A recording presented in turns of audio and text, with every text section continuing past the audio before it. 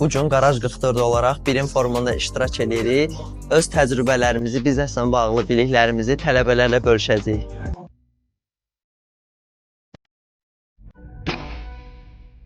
Başlayabilirsiniz.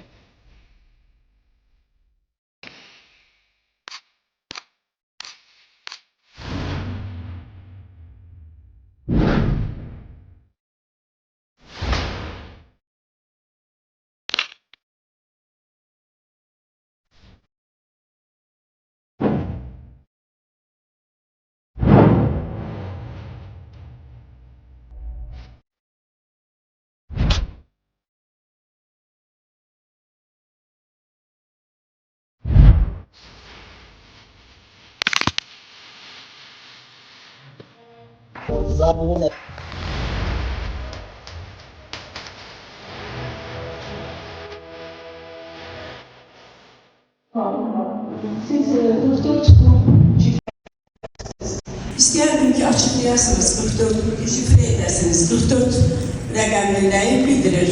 44 günlük müharibəyə uyğun olaraq qoymuşuq şəhidlərimizin xatirəsinə.